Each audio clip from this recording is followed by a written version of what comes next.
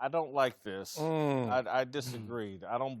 All news is good news, or all controversy is good controversy. I disagree with Jared. I don't disagree with him. I understand you don't want to hear it, but certainly we all live by this creed, and he feels this. He has his straight money hat on as an owner, and he is looking at it like, look, y'all could talk all this integrity you want, but at the end of the day, I'm talking about how much revenue is created, and that revenue is created in part by story, by conversation, by fodder. And it's interesting when you see Jerry Jones say this, it's against the grain in terms of what you're supposed to say at the podium, but he's not trying to blur the lines right here. Similar to what Jay-Z was saying when he first came out, and everybody was like, yo, I'm going to rap for the culture, and I'm going to be a purist. And Jay's like, nah, I'm a businessman. I'm trying to sell as many albums as I can, any way I can. His hat is being an owner. His hat is looking at cap, revenue, dollar sign. So he just kind of took off the top layer and let you know what's truly in his heart. Man, I don't like this. I don't like this because ultimately it's a game. And look, I know officials have a tough job, but I feel like the micro-managing, the heavy scrutinization of every call makes it just very, very difficult to really empathize with the human element of the game. And I think as players, we all understand guys make mistakes, but now because there's so many replays and because we see and hear every wrongdoing that happens on the field, I just think it paints a black eye over the league. I just believe that because we've decided technology gives us more, we've given the fans more, I think it's really damaged the game and made it very, very hard for anyone to own some of the decisions that they see at the end of the game. I will say this, and I've been saying for about 10 years, and I think finally people are looking at me like they used to look at me like I'm crazy, and now they're looking at me like maybe you're right. I'd scrap pile the whole system. I hate instant replay, hate everything about it. I don't think it's right for the game. I don't think it changes anything. You know, the whole process here is we want instant replay because we want to get it right. Well, you don't ever get it right anyway. Right? Or we want to get instant replay. We want to get it right. That's why we have instant replay. But not if you don't have a challenge flag, because then you don't get to use instant replay, right? Do you want to get it right all the time, or do you not want to get it right? My point is this. You have emasculated officials in this league. You have asked them to swallow their whistles. You have asked them to let instant replay figure it out, and it never figures it out anyway.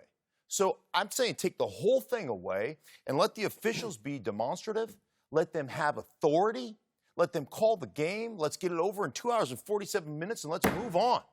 And 99.9% of the play, it won't ever change. There's going to be a game where there's a bad call at the end. Right? There's a game right now that there's a bad call at the end. Who cares? Yeah. Right? Don't let it come down to the bad call. Well, that's part of Jerry's argument. Right. But I just think that they've made it crystal clear we're not overturning any of these PI calls. Oh, yeah, because they want to get rid of it. They're going to get rid of it next year. They've made it crystal clear. It's a one-year deal. They want to get rid of it, so they're not going to overturn anything. Yeah. And they'll use it probably in the playoffs. Maybe they'll use it then. But during the regular season, don't challenge anything as it relates to PI.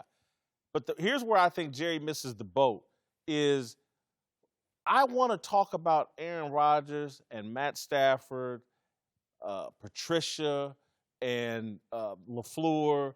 I want to talk about the people, the stars, and the coaches. Yes. The players and the coaches are the stars. I don't want to talk about officials at all. Because if you really want to sell the game, I wanted to leave that game feeling like, damn, Aaron Rodgers just pulled off another miracle comeback with that touchdown. And we're not talking because he didn't do it. The refs pulled off the miracle comeback by taking away the great plays by Trey. To your point, they would have had to kick that field goal at the end of the game, had about a minute 30, minute 40 on, and we would have seen if Matthew Stafford could have had his first real big signature win since he was a rookie and he had his shoulder dislocated and came back to throw a touchdown pass. We would have seen if that could have been the case, right? If that would have been the narrative. Now the narrative is, man, the officiating stinks. And you know, they put the guys, like the league puts the officials in an impossible situation. But I call a game every weekend. Every time there's a big play, you know what I do? I scan the field to see if there's a flag. I almost expect it. Every time there's a touchdown, you know what I do? I got to wait to talk about the touchdown to see if it's actually a touchdown. Like, that's but we're not being completely honest here, because one thing about human beings is we don't fully know what we want until we get it. And then you have to understand what that means in the application of sports. the dynamic of the unpredictable, what referees really possess in terms of the equation of how we digest sports.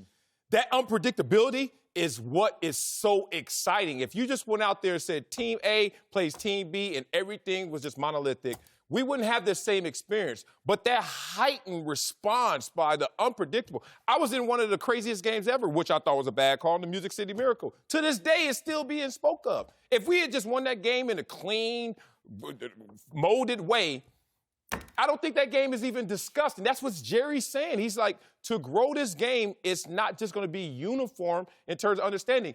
The officials are in service to something greater, but they're a necessary part of that. It's kind of like how technique is. You know, we get, oh, his throwing motion's bad. Is it on target? Jerry's saying, oh, you guys are complaining about how it looks. Is it servicing something greater, which is this game that we all enjoy? I think if you take that special sauce away, that secret ingredient that is unpredictable, we don't really love the game. I think it's still unpredictable whether you have instant replay or not. You scrap on instant replay, there's still going to be bad calls. You never know if Ernest Biner's going to fumble right into the end zone. Seriously. No, you don't. And I think from a bigger Russell perspective, Wilson's going to throw an interception at the goal line. Yeah, that happens. Instant replay has really damaged the game in terms of all the big hits, because before we knew it was a very violent game. But now when you look at a game, every time there's a major hit over the middle of the field, especially in the defensive backfield, they replay it, they slow it down, they talk about it. We've talked about CTEs and concussions and all of those other things. So now we felt compelled to try and legislate some of that stuff out of it.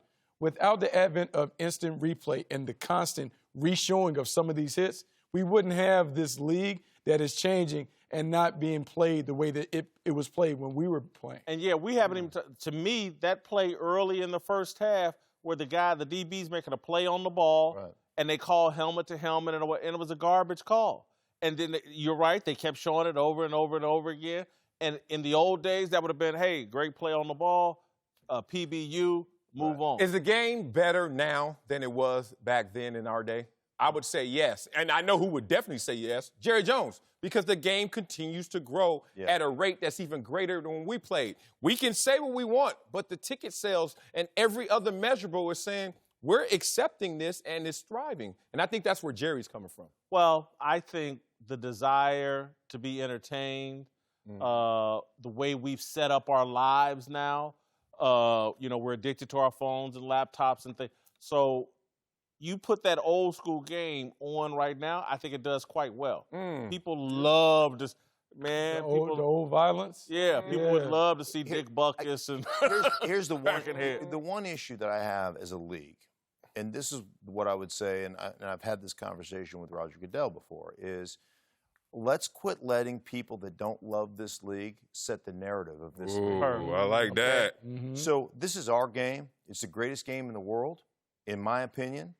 I love the contact, I love the violence, and there's a reason that most of you can't play. It's not because you weren't gifted enough athletically, it's because you don't have the onions to do it. Yeah. How many surgeries again, Mark? 30. So that's where I'm at. Thanks for watching. Subscribe here to get the latest from the show, and be sure to check out more of the best clips from Speak For Yourself, or go watch a few segments from our other shows on FS1.